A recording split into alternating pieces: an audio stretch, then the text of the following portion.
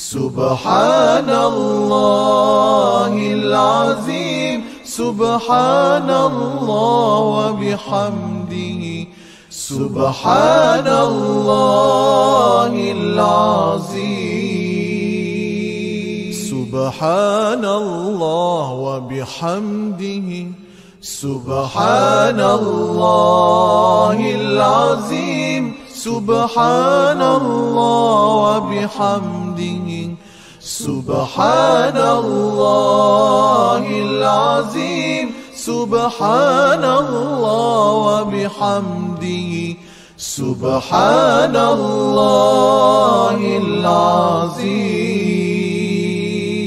سبحان الله وبحمده سبحان الله العظيم سبحان الله وبحمده سبحان الله العظيم سبحان الله وبحمده سبحان الله العظيم سبحان الله وبحمده سبحان الله العظيم سبحان الله وبحمده سبحان الله العظيم سبحان الله وبحمده سبحان الله العظيم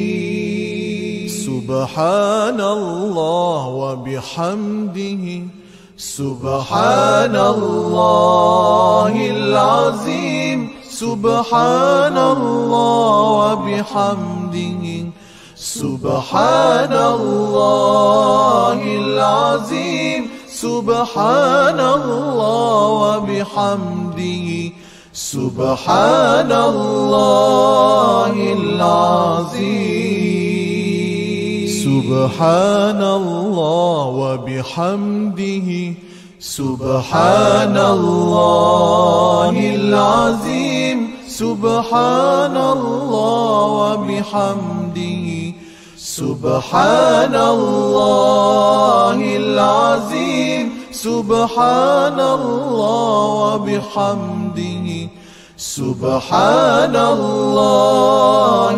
العظيم سبحان الله وبحمده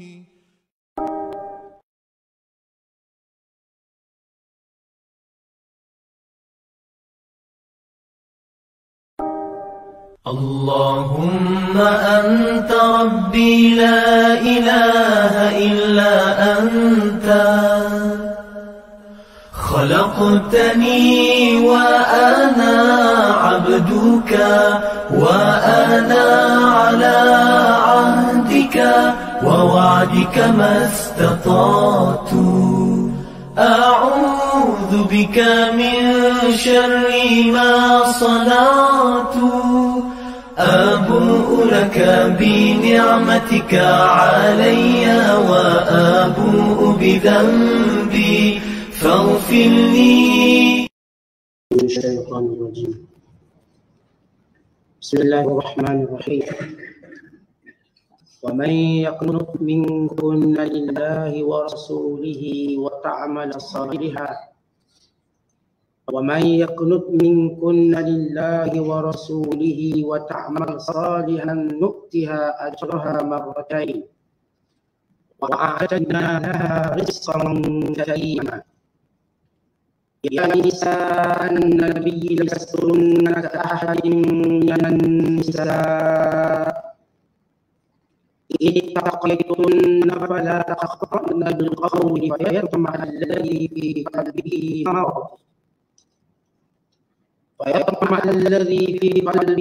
مرض وقلن قولا معروفا وقرن في بيوتكن ولا تبرجن تبرج الجاهلية الأولى وأقمنا الصلاة وآتينا الزكاة وأطعنا الله ورسوله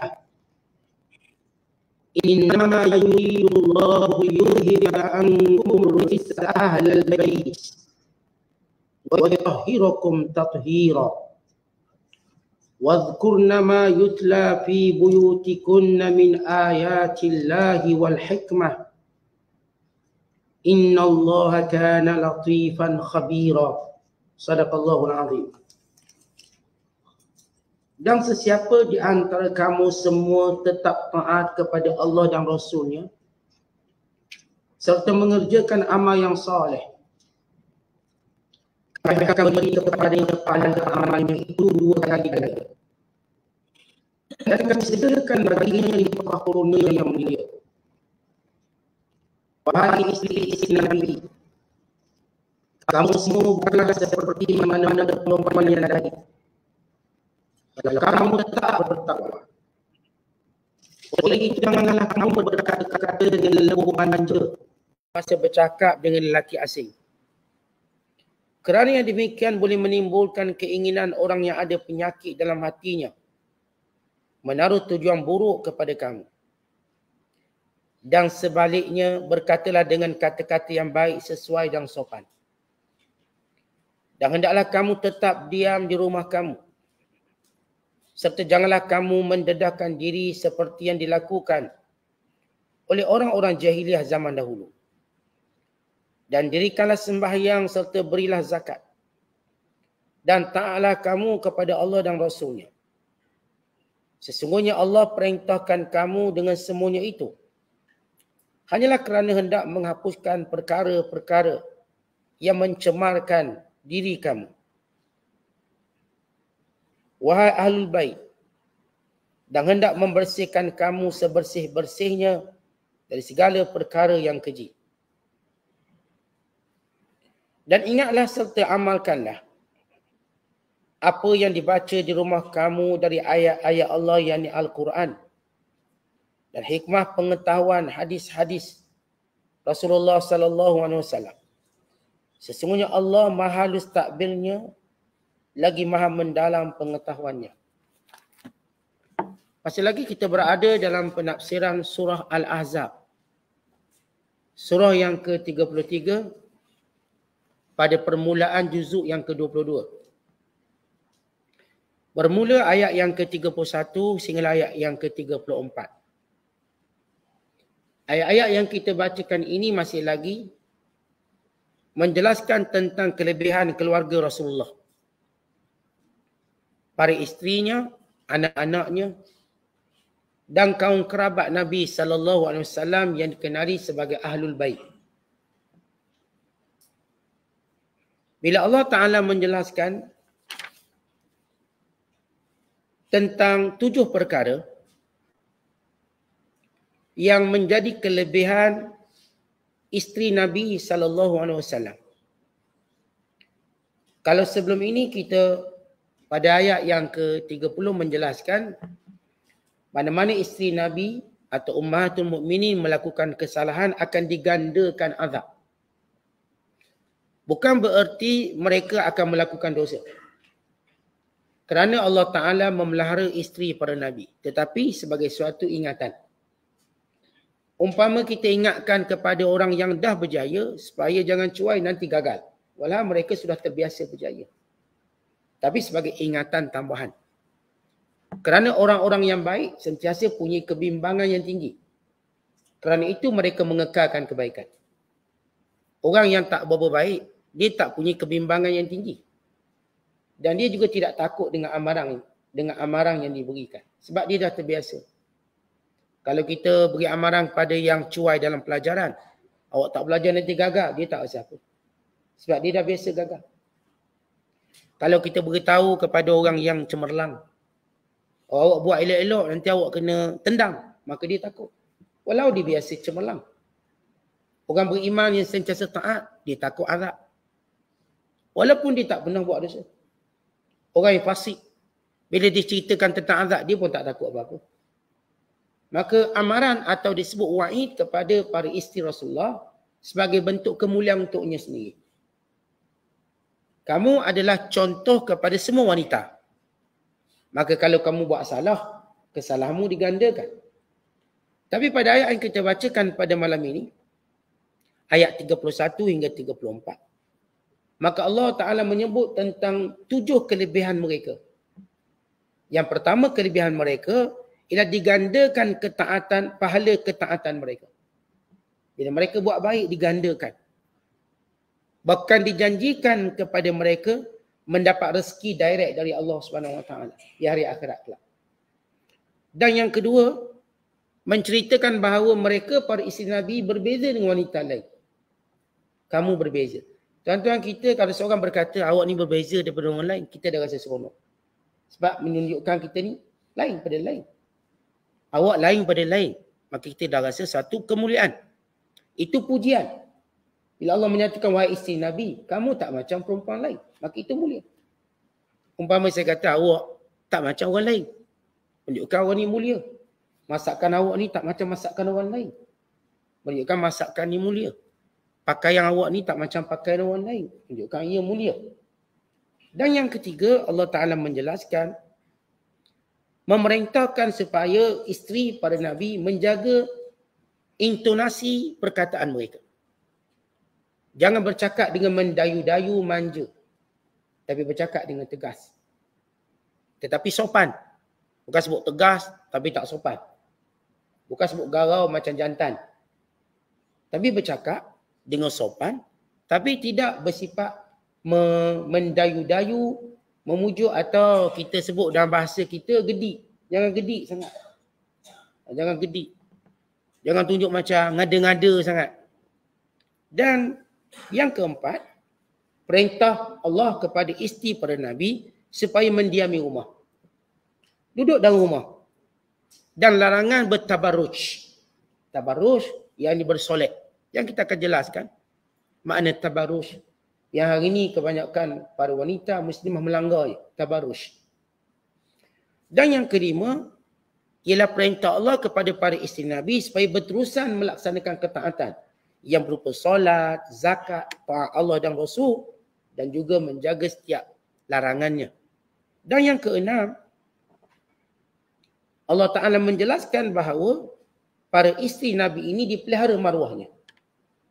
Akan dijaga maruahnya dan sum'ah, yang reputasinya. Dan terpelihara mereka daripada dosa. Terpelihara mereka daripada maksiat. Ini Allah akan pelihara mereka daripada dosa dan maksiat dan menjaga maruah mereka. Sebab itu kita tak akan kedengaran orang menceritakan keaiban pada isteri Nabi. Kerana kemuliaan mereka. Wanita yang dipelihara sum'ah, reputasi mereka. Yang dijaga maruah mereka. Baik waktu hidup mereka hingga waktu mati mereka. Baik ketika mana mereka bersama dengan Nabi SAW. Atau ketika mana Rasulullah wafat. Kekal para isteri Nabi terpelihara maruah mereka. Terjaga sum'ah mereka. Dan dimuliakan oleh semua orang beriman. Dan yang ketujuh, perintah Allah Ta'ala kepada para isteri Nabi supaya memperdengarkan Al-Quran dan As-Sunnah kepada yang lain. Yakni mereka menjadi guru-guru kepada para wanita yang lain. Isteri-isteri Nabi, sebagaimana kita sebut sebab hikmah poligami, untuk menjadi guru-guru yang mengajar pada muslimat akan hadis Nabi SAW dan wahyu yang diturunkan dan mengingatkan mereka akan nikmat Allah Ta'ala kepada mereka. Dan tidak ada wanita yang paling bertuah daripada di dunia ini selain daripada isteri Nabi SAW. Mereka ialah wanita paling bertuah sekali. Kerana suami mereka ialah baginda sallallahu alaihi wasallam. Menjadikan kemuliaan mereka mengatasi kemuliaan wanita-wanita yang lain. Melainkan Fatimah radhiyallahu taala anha dan melainkan Khadijah yang mengatasi Fatimah. Dari sudut kemuliaan. Maka di sini menunjukkan tentang 7 kelebihan isteri-isteri Nabi atau ummahatul mukminin. Baik itu secara ringkas. Baik, lihat apa yang Allah sebut dan apa yang Allah kata pada mereka. Wa may yaqnut minkun lillahi wa rasulihi. Perkataan yaqnut artinya siapa yang mentaati dengan khusyuk. Kataan kunut, kita sebut kunut. Baca kunut tu apa maksud? Istilah qanata ataupun qanitin artinya khusyuk. Kunut artinya seorang yang melaksanakan perintah Allah itu dalam keadaan khusyuk. Dalam keadaan tenang dalam keadaan gembira, dalam keadaan membesarkan Allah. Bukan melakukan perintah Allah dengan lara. Maksudnya, dia buat perintah Allah tapi hanyut ke lain. Solat tapi hanyut. Dia mungkin baca Quran tapi hanyut. Maksudnya, dia tak mentadabbur. Allah menyebut, وَمَنْ يَقْنُتْ مِنْكُنْ. Siapa yang benar-benar taat dan khusyuk dan patuh. Lillah, di kalangan kamu wahai para isteri. Lillah, kepada Allah. Wa rasulihi, dan kepada Rasul. Ini menunjukkan bahawa taat pada Rasul ialah taat pada Allah. Sebab itu digabungkan Allah dan Rasul dalam perintah. Ati'ullah wa ati'ur Rasul. Taat Allah, taat Rasul. Tiada satu perbezaan. Tidak ada satu perbezaan antara taat Allah dan Rasul. Kerana kedua-duanya ialah taat pada Allah. Taat Rasul berarti taat pada Allah. Sehingga Allah sebut dalam ayat yang lain, wa ma atakumur rasulu fakhudhuh. Apa yang Rasul kamu perintahkan, kamu kena ikut. Kerana ia perintah Allah. Dan sebagaimana Allah sebut dalam ayat yang lain, wa ma yantiqu anil hawa in huwa wa ma yantiqu anil hawa in huwa illa wahyun yuha. Tidaklah Muhammad sallallahu alaihi wasallam bercakap dengan percakapan dirinya, tapi wahyu yang diwahyukan padanya. Dan firmanullah Ta'ala, Kul in kuntum tuhibbuna Allah fattabi'uni. Katakanlah kalau kamu benar cintakan Allah, maka kena ikut Rasulullah. Baik atas nama cinta pada Allah, baik atas nama taat pada Allah, baik atas nama ikut Allah Ta'ala, semuanya daripada jalan Nabi sallallahu alaihi wasallam. Kemudian kata Allah, wa ta'mal salihah. Dalam keadaan mengerjakan amal soleh. Taat dan mengerjakan amal soleh. Nu'tiha ajraha marratain.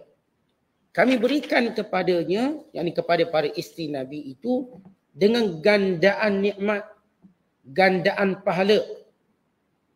Bukan sekadar pahala disebabkan mereka taat kepada Allah, pahala kerana mereka menjadi contoh. Contoh pada orang lain. Kerana itu digandakan pahala mereka. Dengan gandaan yang lebih banyak daripada mana-mana orang beriman yang lain. Kemudian kata Allah, wa a'tadna laha rizqan karima, dan diberikan kepada mereka itu rezeki yang mulia. Apa maksud karima? Dia kalau kita kat dunia, kita perhatikan Allah bila menyebut rezeki kat dunia, Allah tak sebut rizqan karima. Allah sebut perkataan umum, rizq. Karim memberi maksud rezeki itu datang direct dari Allah tanpa perantaraan. Kita hari ini rezeki Allah datang melalui perantaraan. Allah jadikan tangan fulan bin fulan penyebabnya. Allah jadikan usaha itu dan ini penyebabnya. Allah jadikan organisasi itu, organisasi ini penyebabnya. Tetapi akhirat kelak tidak ada lagi perantaraan. Akhirat kelak tak ada orang yang pergi jumpa orang akhirat kelak ambil buah, ambil air, tak ada. Tapi semuanya direct dari Allah. Maka ini disebut wasfan, perkataan atau pensifatan tentang perkataan karimah. Kalau kita perhatikan ayat yang ada perkataan rezeki, semua Allah menyebut umum, rezeki. Wa anzalna minas sama'i ma'a, atau Allah menyebut nahnu narzuqukum wa iyyahum, kami rezekikan pada mereka dan kepada kamu. Tapi Allah tak sebut rizqan karimah. Umum. Tapi dalam ayat ini Allah cerita tentang akhirat kelak. Rezeki yang Allah berikan kepada para isteri Rasul, bukan juga kepada orang beriman, disebut rizqan karimah. Yang rezeki yang direct daripada Allah, tanpa ada orang beri pada kita. Ini sifat karim atau perkataan karim. Apa beza dengan perkataan rezeki umum dengan rezeki rizqan karimah? Rezeki yang Allah terus beri kepadanya. Kemudian Allah menyebut, selepas menceritakan bahawa kalau mereka taat, patuh, lalu berterusan melakukan amal soleh, diberikan 2 kali ganda pahala dan disiapkan baginya balasan di syurga dengan rezeki yang direct dari Allah. Kemudian Allah menyebut, ya nisa'an nabi, wahai isteri Nabi. Disebut wahai, kata nisa' yakni wanita-wanita Rasulullah. Nisa' di sini adalah satu kemuliaan bagi wanita, nisa'. Dan ini adalah menunjukkan bahawa para isteri Nabi sallallahu alaihi wasallam ialah semua perempuan yang mulia. Dipanggil afifat. Yang ni tak ada seorang pun yang terjebak dengan zina. baik zaman jahiliah ataupun selepas itu. Tak ada seorang pun isteri Rasulullah sebelum itu atau sebelum bertemu Nabi SAW terjebak dengan zina. Kerana Allah pelihara. Bukan kata ulama, tanda Allah Ta'ala nak menghadiahkan agama seseorang, Allah peliharanya daripada zina. Seorang yang Allah pelihara dia daripada zina, baik lelaki atau perempuan, itu adalah faktor besar untuk dia dapat hidayah. Kerana orang yang mampu menjaga maruah dirinya, maka mereka ini mampu jaga agama dia. Artinya, antara orang-orang yang mulia, bila wanita tadi, atau lelaki tadi, sepanjang hidup dia tak pernah berzina. Walaupun dia belum Islam, dia tak Islam. Maka itu penyebab untuk dapat hidayah besar. Menjaga maruah dirinya. Dan isteri si Nabi, isteri si Nabi ini adalah wanita yang nisa dipanggil afifat, yang menjaga maruah mereka. Tak ada satu pun di kalangan isteri Rasulullah, hatta di kalangan yang berbahasa Yahudi seperti Safiyah binti Huyai bin Akhtar. Mereka memelihara maruah dirinya sebelum berkahwin dengan Nabi SAW. Demikian isteri-isteri baginda yang lain. Itu tunjuk kemuliaan. Hatta Khadijah. Khadijah bukan perempuan yang kita kata kalau dia kaya, dia bukan jenis yang enjoy macam tu. Dia punya suami. Sehingga Rasulullah menjadi suaminya yang ketiga. Dia ada 3 suami. Suami pertamanya mati, keduanya mati, dan Rasulullah SAW suami ketiga baginda. Oleh suami yang pertama dia ada anak namanya Halah. Halah itu anak tiri kepada Nabi SAW. Sebab kita dah sebut Rasulullah ni dia jadi contoh pada semua orang. Sebab itu dia ada anak tiri, dia ada anak sendiri, dia anak angkat. Sebab dia akan jadi contoh. Dia ada cucu sendiri, ada cucu angkat. Dan cucu tiri pun dia ada. Kenapa? Kerana Rasulullah akan terus menjadi ikon sempurna pada semua bentuk status sosial manusia. Siapa pun di status macam mana, maka Rasulullah jadi ikon dia. Dia ada anak angkat, tengok macam Rasulullah buat. Sebalik Nabi sayang anak angkat, Nabi takbir dengan dia. Nabi dia sayang anak angkat dia. Tapi Nabi takbir dengan dia. Rasulullah SAW ada anak tiri. Baik melalui Ummu Salamah, baik melalui Khadijah. Dia ada anak tiri. Macam mana pelakukan pada anak tiri dia? Rasulullah SAW ada anak angkat. Dia Zaid bin Harithah. Dan Rasulullah ada cucu angkat. Usama bin Zaid. Yang dimanjakan bersama Hasan dan Husain. Sebagaimana kita baca kisah-kisah yang banyak. Artinya Rasulullah menjadi contoh sempurna. Sebab itu kita dalam hidup ni, kita tak perlu contoh selebriti ke artis yang duk berkiblatkan kepada golongan ini kerana mereka tak baca tentang kehidupan Rasulullah SAW. Kita gersang tandus dengan maklumat tentang baginda SAW. Dan perlu hari ini kita perlu buat suatu benda yang agak ekstrim dalam menyampaikan maklumat tentang Nabi SAW. Kita kena beritahu banyak maklumat tentang Rasulullah. Yang kita nak baca dalam media sosial tu banyak maklumat tentang orang tu, orang ni. Yang semua berkesudahan kadang yang agak tragik dan tragis. Yang ni punya glamour, lepas tu cerita lain pula. Yang ni punya bagus, lepas tu cerita lain pula. Akhirnya mereka tak boleh jadi contoh kita. Mereka tak boleh jadi contoh. Ni pegawai filem dipuji kerana filmnya bagus. Dia pula ada masalah. Ini pelakon dipuji kerana lakonannya bagus. Dia pula ada masalah. Sebab kita sentiasa mendapat ikon palsu dalam hidup. Bila dapat ikon palsu, hidup kita pun palsu. Maka Rasulullah SAW sebagai contoh. Perkataan nisa, yang wanita-wanita yang suci. Wahai isteri-isteri Nabi, lastunna ka ahadi minan nisa. Kelebihan isteri Rasulullah yang kedua, Allah kata, kamu tak macam perempuan lain. Dari sudut kedudukan, kemuliaan, kelebihan kamu disebabkan kamu ibu orang-orang yang beriman. Dan isteri kepada sebaik-baik Rasul yang diutuskan. Dan turunnya wahyu di rumah kamu. Hebat isteri-isteri Rasulullah. Sebahagian wahyu turun di rumah mereka. Ketika mana Rasulullah bersama dengan para isteri Rasulullah SAW. Maka Rasulullah bersama Aisyah turun wahyu di rumah Aisyah. Turun wahyu di rumah Ummu Salamah. Turun wahyu di rumah Zainab. Turun wahyu di rumah Maimunah.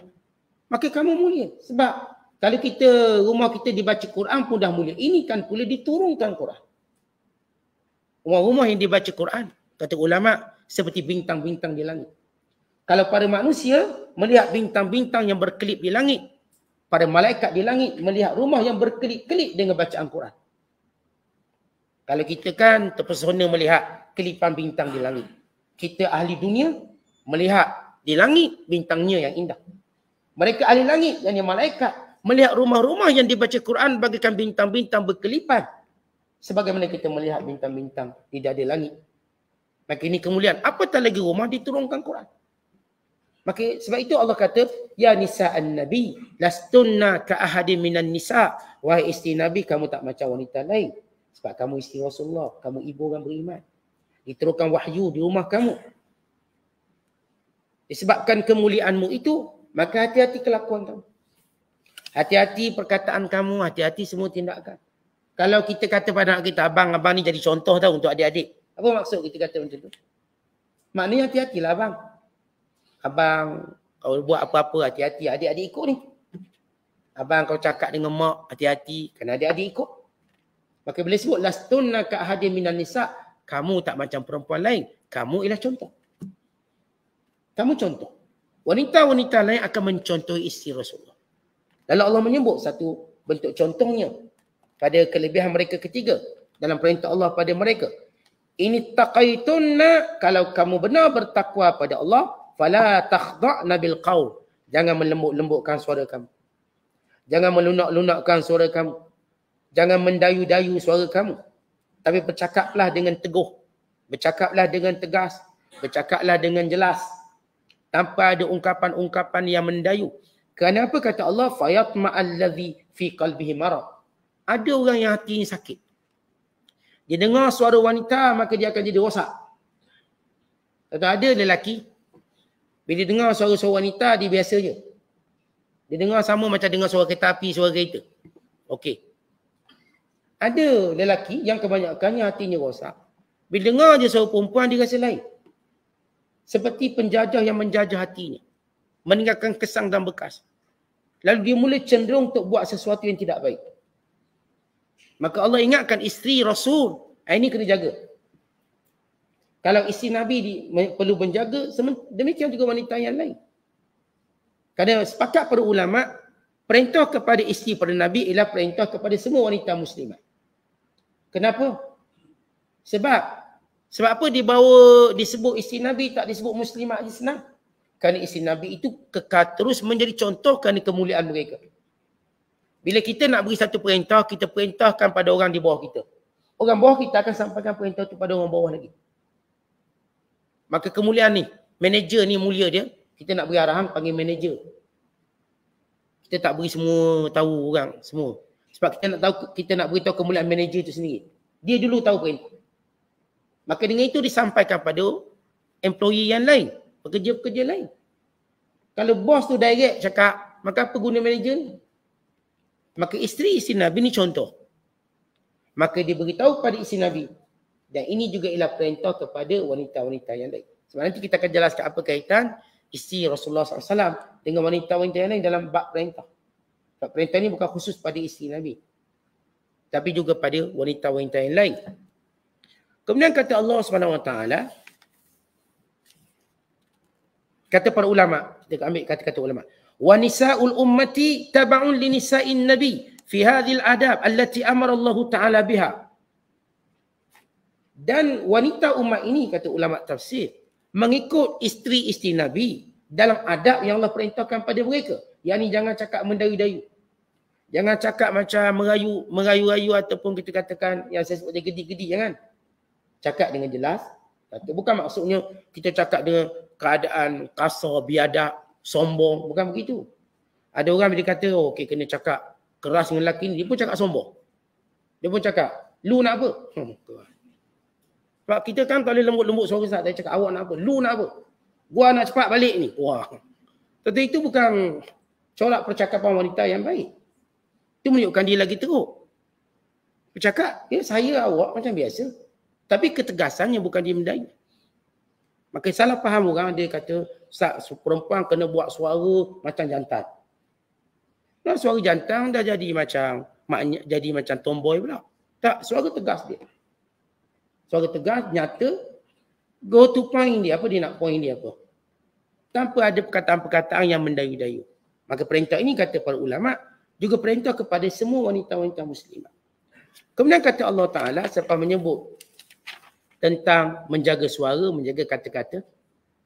Dan ini menjadi dalil sebagai ulama larangan wanita menyanyi kerana sifat nyanyian tadi mendayu-dayu. Ini dalil sebahagian ulama yang menyatakan tak boleh perempuan menyanyi sebab dia akan mendayu-dayu dan merayu. Dan ini juga dalil orang yang menganggap suara wanita itu aurat.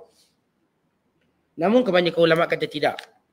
Sebagaimana wanita tadi tidak bercakap tujuan menggoda dan sebagainya, maka tidak dianggap demikian. Adapun tentang wanita menyanyi, menggunakan suara untuk nyanyian, maka ini perselisihan di kalangan para ulama.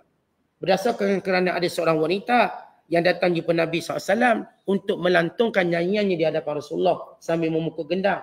Dan dia berkata, saya bernazar untuk menyanyi. Yang ini ungkapan tala'al badu alaina. Dan Rasulullah menyatakan, silakan nyanyi. Nyanyi. Untuk menunjukkan bahawa ia bukan aurat. Ini ada pandangan pendapat. Tetapi mana-mana wanita yang menggunakan kata-kata memujuk, merayu, menggoda, maka ini diharamkan dalam percakapan mereka. Kemudian kata Allah Ta'ala, وَقَرْنَ فِي بُيُوتِكُنَّ, dan hendaklah kamu melazimi rumah-rumah kamu. Apa maksud melazimi rumah-rumah kamu? Iaitu فَلَا تَخْرُجْنَا لِغَيْرِ حَاجَةٍ, jangan keluar tanpa hajat. Wanita kena belajar jangan keluar rumah tanpa hajat. Dalam hadis Nabi kata, innal mar'ata auratun fa idza kharajat istashrafaha syaitan. Wanita itu aurat. Bila mana dia keluar, syaitan akan mengekorinya. Wa aqrab ma takunu bi rawhati rabbiha wa hiya fi qa'ri baitiha. Dan rahmat Allah menghampiri wanita-wanita yang duduk di dalam rumah. Tetapi bila wanita duduk dalam rumah, rahmat Allah dekat dengan dia. Tapi kalau dia keluar rumah, apatah lagi tanpa hajat, rahmat Allah jauh daripadanya. Lagi dia suka duduk rumah, lagi banyak rahmat Allah pada dia. Lagi banyak barakah dia. Lagi banyak kemuliaannya. Jangan jadi macam perempuan zaman moden, duduk rumah je pening kepala. Tak boleh duduk rumah. Macam masuk asap dalam kepala. Keluar baru nampak oksigen ada. Keluar baru nampak segar. Itu perempuan-perempuan moden hari ini. Wanita-wanita kita, anak-anak kita diajar, biar dia rumah. Jauh lebih baik. Untuk melakukan perkara bermanfaat di rumah. Berehat di rumah. Berbanding kalau kita tengok rata-rata kajian yang menunjukkan anak-anak yang nakal, yang rosak akhlak, yang suka keluar rumah. Khususnya anak-anak perempuan. Yang tidak dijaga keluar masuknya, memang perempuan ini cepat rosak. Dan cepat ditipu. Kerana wanita ialah orang yang mudah ditipu. Paling mudah ditipu. Oleh orang-orang yang cuba menipunya. Dalam semua hal. Dalam semua perkara. Dia mudah percaya. Oleh kerana itulah Allah jadikan pada wanita itu ada wali dia. Akan menjaga dia dalam menikahi dia. Kalau perempuan ni cerdik sampai PhD, sampai profesor, tapi tidak dia seluruh otaknya dalam bab pengurusan hidupnya. Dia mungkin pandai belajar, dia mungkin pandai urusan ekonomi. Tapi tidak dalam melihat segala apa yang disebut sebagai benda yang hidden, benda yang tersembunyi daripada tipu daya dunia. Dia tak mampu.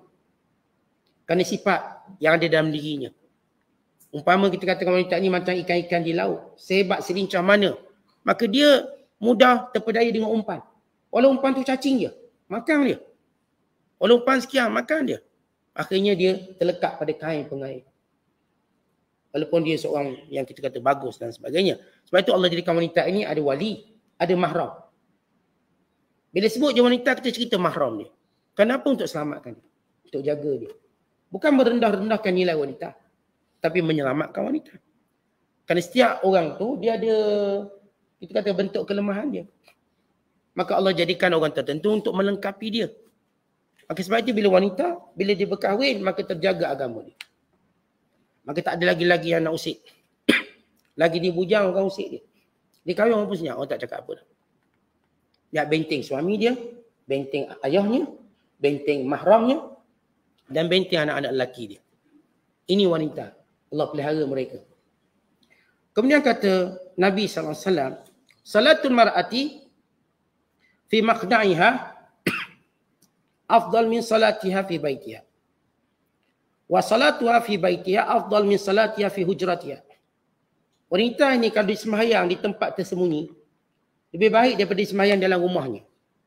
Kalau disembahyang di dalam bilik kecilnya, bilik tidurnya, lebih baik daripada dia solat di ruang tamunya. Atau wanita ni kalau dah duduk dalam rumah, tak ada orang, dia pun solat ruang tamu. Boleh tak? Boleh. Tapi kalau solat dalam bilik dia, lebih afdal. Wanita kalau cari satu makhdab, tempat tersembunyi di solat. Bagus. Tapi kalau solat di rumahnya lagi baik. Maksudnya kalau disolatkan RNA, wanita, bagus. Tapi kalau tunggu solat kat rumah dia lagi bagus. Allahumma illa mereka ditakut keluar waktu solat. Hatta para ulama menyatakan wanita afdal solat di rumah berbanding Masjidil Haram dan Masjid Nabawi. Perempuan ni kalau solat rumah, pahalanya lebih besar daripada di solat Masjidil Haram dan Masjid Nabawi. Habis tak pergi Mekah buat apa? Wanita pergi Mekah buat umrah, bukan solat. Bukan dia nak kejar solat Masjid Haram. Dia nak buat umrah. Umrah tu pahala besar dia. Kerana umrah tak boleh buat kat rumah. Tapi solat boleh buat kat rumah. Sebab ketika mana Rasulullah membacakan hadis ini, Nabi berada di Madinah. Bila Rasulullah menyatakan perempuan ini solat di rumah lebih baik daripada solat tempat lain, Nabi mentaujikan atau mengarahkan pada tempat Rasul di Madinah dan di Mekah. Tidak Nabi akan kata solat wanita di rumah lebih afdal daripada solat di masjid, melainkan di Masjid Haram dan Masjid Aqsa atau Masjid Nabawi. Nabi tak sebut macam tu. Maka dia solat di rumah pahala besar. Habis tak Masjid Haram 100,000, yang ni 1,000, yang ni 500. Itu khitab kepada ahli masjid. Ahli masjid ialah lelaki. Lelaki ni ahli masjid kita panggil. Orang perempuan bukan ahli masjid. Perempuan ni ahli rumah. Kita pun panggil dia orang rumah. Tak ada lagi orang panggil suami dia orang rumah. Orang rumah saya. Siapa rumah awak? Suami saya. Orang tak sebut suami orang rumah. Orang sebut suami tu orang masjid lah. Suami mana lagi masjid? Kalau isteri kita akan sebut orang rumah. Kerana sifat wanita tadi, di rumahnya dia lebih tertutup. Dia lebih afdal. Sebab tu kalau dia pergi Masjid Haram sebab nak solat 100,000, tak payah duduk rumah je. Tapi kalau nak buat umrah, itu kelebihan dia. Dia nak buat umrah, nak buat tawaf, itu ada kelebihan. Sebab dia tak boleh tawaf kat rumah. Dia tak boleh tawaf kat kedai makan, tak boleh tawaf kat kedai beli belah, tak boleh. Tawafnya kat Kaabah.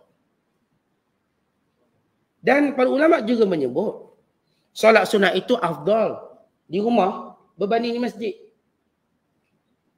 Sehingga mereka mengatakan bagi lelaki, kalau nak solat sunat, baik disolat kat rumah. Tapi kalau nak solat fardu, barulah disebut 100,000 di Masjid Nabawi dan Masjid Haram 100,000 dan Masjid Nabawi 1,000. Adapun kalau nak solat sunat, baik disolat kat rumah. Dalilnya, Nabi SAW solat di rumah. Nabi solat tahajud kat rumah, Nabi tak solat kat masjid. Walau Masjid Nabawi 1,000 kali ganda. Tapi kenapa Nabi solat kat rumah? Hadis-hadis tentang Nabi solat sampai bengkak kaki, ialah solat dia di rumah. Aisyah menceritakan waktu Rasulullah sujud, Aisyah memegang kakinya kerana menyangka Rasulullah sudah mati. Ternyata Rasulullah sujud lama. Bukan ketika mana Nabi solat di masjid, tapi di rumah. Dan ini pandangan sebahagian besar ulama. Bahawa bagi wanita lebih baik solat di rumah berbanding Masjid Haram dan Masjid An-Nabawi. Walaupun sebahagian ulama mengatakan, kita nakal semua. Sebahagian ulama menyatakan bahawa perintah bahawa Masjid Haram itu melebihi 100,000 dan juga Masjid Nabawi perintah kepada semua lelaki dan perempuan. Ada mengatakan tak. Perempuan pun sama kalau disemayang kat Masjid Haram dapat 100,000. Tapi yang kuat menyatakan bahawa solat di rumahnya lebih afdal.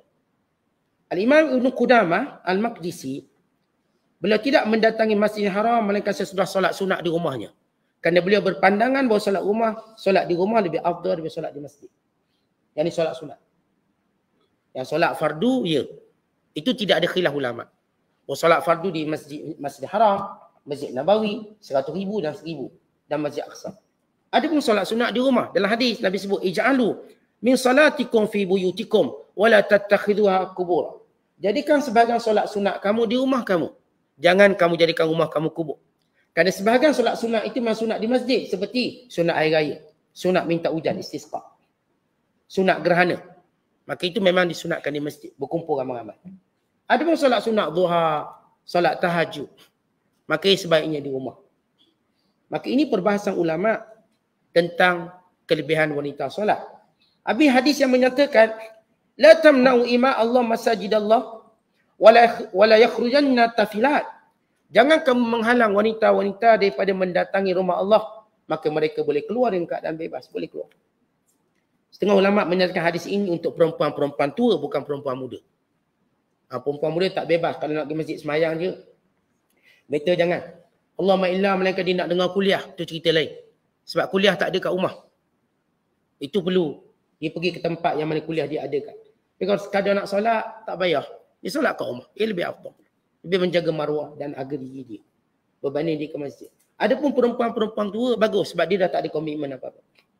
Perempuan tua dah tak ada masalah. Maka di sini, huraian para ulama tentang keduduk makna waqarna fi buyutikun, hendaklah kamu duduk di rumah-rumah kamu. Ini kelebihan duduk rumah hatta dalam bab solat. Apatah lagi dalam hal lain. Kemudian Allah menyebut wala tabarrajna tabarrujal jahiliyatil ula. Jangan kamu berhias, bersolek sebagaimana hiasan jahiliyah dahulu. Kata ulama, hiasan dahulu cara orang kafir bertabarruj menzahirkan keindahan, kecantikan pada lelaki. Maksudnya bila mereka keluar rumah, tujuan mereka menzahirkan kecantikan pada lelaki. Itu cara jahiliyah. Wanita muslimat dia keluar untuk hajat. Dia nak kerja ke, dia nak ke pasar ke, hajat. Tapi sirah ataupun perjalanan hidup wanita kafir, dia keluar tu nak nampak lawa dah. Nak nampak lawa dah. Dan dia menzahirkan sadar dan nahar. Menzahirkan dadanya dan lehernya. Dan membuang tudungnya. Ataupun hanya meletakkan tudung di atas kepalanya. Bi'an tulqil mar'atu al-khimara ala ra'siha wala tashudduhu. Dia letak di atas kepala, dia tak ikat. Jenis selendang itu je. Dia tak ikat. Ini cara jahiliah. Jahiliah dulu pun dia pakai tudung. Tudung dia saya letak atas kepala. Tapi dia tak ikat. Maka nampak rambut dia. Nampak anting-anting dia. Nampak lehernya. Maka ini disebut sebagai tabarruj jahiliah. Nampak rantai dia. Maka Allah ingatkan jangan berhias dengan cara jahiliah. Itu orang yang buka tudung. Atau yang memakai selendang tanpa diikat. Sehingga nampak rambut, leher, telinganya. Nampak dadanya. Maka ini jahiliah. Larangan perbuatan tersebut. Wa aqimnas salat. Kemudian yang kelima Allah perintahkan dan tunaikan solat, keluarkan zakat dan taatlah Allah dan Rasul. Maka kenapa Allah Taala sebut tentang perintah ini? Kerana solat itu penting, zakat itu penting. Wanita walaupun kita tidak solat di rumah, maka dia kena jaga solat itu dengan sempurna. Di rumah. Dan wanita juga mengeluarkan zakat dengan sempurna. Wanita juga ahli zakat sebagaimana lelaki. Baik, bila perempuan ni zakat menjadi dalil bahawa perempuan juga boleh mengumpulkan harta. Dan perempuan juga boleh bekerja. Sebab itu dia keluar zakat. Dah dia tak kerja nak ambil duit mana? Dia nak zakat macam mana? Takkanlah suami dia bagi duit sampai cukup nisab. Ya ada suami yang bagi duit ke bini sampai cukup nisab. Tapi tak ramai macam tu. Biasa suami bagi cukup makan lah. Cukup makan. Maka di sini menunjukkan bahawa tiada larangan wanita tu nak kerja-kerja lah. Tapi keluarkan zakat. Tunaikan zakat. Sama ada kamu kerja direct atau kerja melalui perantaraan. Ya, wanita-wanita seperti Khadijah sebagai contoh, dia mengumpulkan kekayaan secara perantaraan. Dengan cara dia melabur. Dia bijak ilmu pelaburan. Sehingga dia menjadi kaya. Kemudian kata Allah Ta'ala, selepas itu,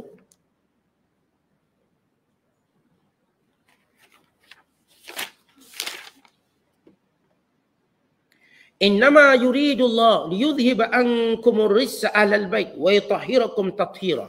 Sesungguhnya segala perintah Allah tadi dengan melazimi rumah, dengan tidak berhias, dengan menjaga solat, menjaga zakat, semuanya itu untuk Allah menjadikan sebab cara dalam perintah tadi untuk membersihkan kamu daripada dosa. Menyucikan kamu daripada segala perkara-perkara yang merosakkan kamu. Dan menyuburkan hati kamu dengan cahaya iman. Baik, Allah menyebut kata ahlal bait. Siapa ahlal bait? Di sisi Syiah, Syiah kata ahlal bait ini cuma Fatimah, Hasan dan Husain. Itu ahlal bait. Lain pada itu bukan ahlal bait. Kerana mereka berdasarkan satu hadis yang dianggap rarib ataupun kita katakan dhaif di sisi ahli hadis. Tetapi kalau kita lihat dalam ayat ini, Allah sebut daripada awal lagi tentang isteri Nabi. Perintah dan larangan. Maka sinonim dengan isteri Nabi berarti ayat ini menunjukkan bahawa ahlal bait itu ialah sebahagiannya ialah isteri Nabi SAW. Sebab itu para ulama menyatakan bahawa ahlal bait itu ialah siapa yang melazimi Rasulullah dalam rumah mereka.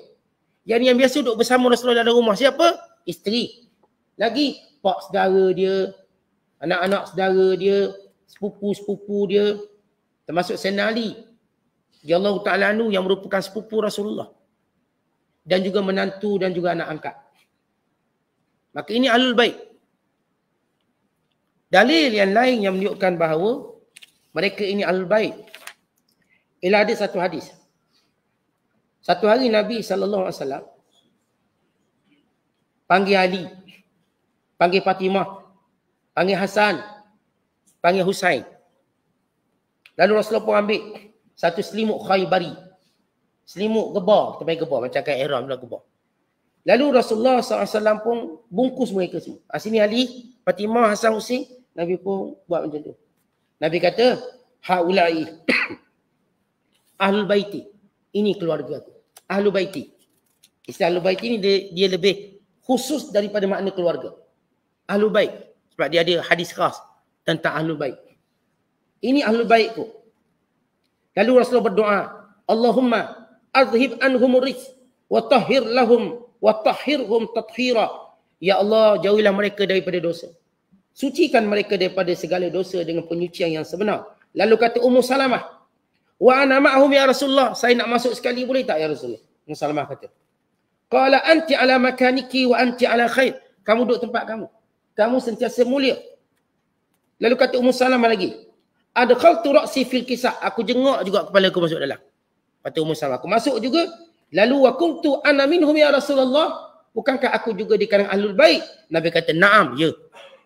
Saya Nabi tak suruh masuk. Dah jenis bini masuk juga. Masuk ulur kepala. Ya Rasulullah, aku ni bukankah sebahagian daripada keluarga? Nabi kata, ya juga. Betul. Kalau nak jawab pandangan Syiah yang menyebut ahli bait cuma Ali, berdasarkan hadis ini, Ali, Fatimah, Hasan dan Husain. Tapi hadis ini menunjukkan bagaimana bila Ummu Salamah juga disebut ahli bait.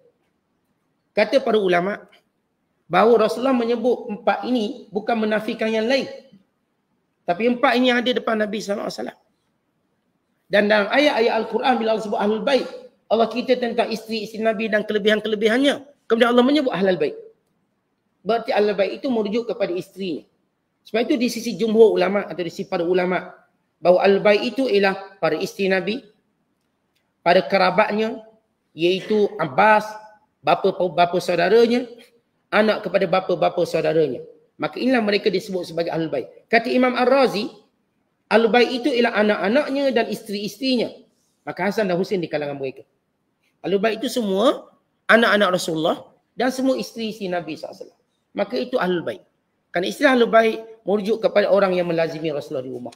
Siapa yang biasa duduk kat rumah bersama Rasulullah? Pasti orang punya hubungan kekeluargaan. Yang pertama pasti ialah isterinya. Yang kedua ialah anak-anaknya. Dan yang ketiga ialah bapa saudaranya sentiasa masuk keluar. Dan juga sepupu sepapanya yang sentiasa bertemu. Maka ini istilah ahlul bait. Kemudian kata Allah, menyebut tentang ahlul bait. Wadhkurna ma yutla fi buyutikunna min ayatillahi wal hikmah. Dan ingatlah nikmat Allah dengan wahyu yang diturunkan di rumah kamu. Dan juga hadis yang ditutur yang kamu sentiasa dengar. Wahai para isteri Nabi, bersyukurlah. Rumah kamu tempat turun wahyu. Rumah kamu tempat Rasulullah bersabda. Maka dengan apa yang kamu dengar, dengan apa yang kamu dapat, maka sampaikan pada orang lain. Itu yang kita sebut tadi pada mukadimah. Para isteri Nabi menjadi guru-guru wanita kepada para ibu-ibu, para isteri, pada wanita-wanita yang lain. Sebab sebagai wahyu, khususnya wahyu yang berkait dengan hal-hal rumah tangga, turun di rumah baginda SAW. Seperti ayat talak sebagai contoh. Dan termasuk surah Ahzab ini. Dan juga hadis-hadis Nabi. Bila kita baca Syama'il Muhammadiyah, hadis-hadis yang disusun oleh Imam Tirmidzi, hadis-hadis tentang keluarga Rasulullah SAW. Al-Imam, seorang ulama terkenal, yang mengarang kitab Tahrirul Mar'ah fi Asr Risalah. Dia buat satu bab tentang rumah tangga Nabi SAW. Rumah tangga Rasulullah. Yang berkait dengan semua benda yang berkait dengan makan, minum, tidur Nabi. Hatta bagaimana Rasulullah bersama-sama dengan isterinya. Untuk menunjukkan bagaimana para isteri ini yang merakamkan hadis ini. Hadis ini yang dirakamkan oleh Aisyah radhiyallahu ta'ala, oleh Ummu Salamah. Tentang bagaimana yang Rasulullah lakukan di rumah. Maka ini nikmat kepada para isteri Nabi, dia tahu satu maklumat yang perempuan lain tak tahu. Maka dengan nikmat itu disampaikan. Turun wahyu di rumah mereka, satu benda yang tidak diketahui oleh wanita yang lain, hatta orang lelaki yang lain. Maka dengan nikmat tadi, maka sampaikan. Ini menunjukkan tentang 7 kemuliaan para isteri Nabi atau Nisa'un Nabi. Dan mana-mana perintah kepada isteri Nabi ialah perintah kepada semua wanita-wanita yang beriman. Sama ada dalam menutup auratnya, dalam bertakwa, menjaga tutur kata, dalam bab menjaga perintah Allah, dalam hal-hal yang lain. Kan nanti kita akan jelaskan pada ayat 35 bagaimana perintah itu ada persamaan antara lelaki dan perempuan. Kerana setengah perempuan kata banyak ayat Quran ni turun pada lelaki je, perempuan macam tak nampak.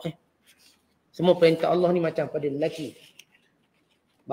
Bahkan mereka bertanya kepada Nabi SAW, kenapa ayat Quran ni banyak khitab dia, perintahnya pada lelaki. Perempuan mana? Perempuan mana? Pertama kita kita beritahu bahawa bila perintah pada lelaki ialah perintah pada wanita. Satu. Yang kedua, kerana lelaki ni dia bukan sekadar menjadi ketua, dia akan menyampaikan perintah. Yang ketiga, kerana lelaki ini waktu dia menyampaikan perintah pada isteri dan anak-anaknya, dia akan observe. Dia akan memerhatikan dijalankan atau tidak. Kalau wanita diturunkan perintah padanya, dia tak boleh observe. Artinya dia beritahu, bang, wajib benda ni macam ni. Dia tak boleh nak observe suami dia. Kerana pantang lelaki duduk bawah perempuan. Dia tak mungkin nak. Lelaki yang akan menguruskan wanita. Dalam menyebut, dalam ketegasan memerintah. Kerana perempuan tak punya ketegasan itu. Walaupun orang hari ini bercakap perempuan sama rata, lelaki bergiam-giam. Tentang realiti tunjuk, perempuan lelaki tak sama. Tengok bola sepak lelaki dengan bola sepak perempuan. Sama tak?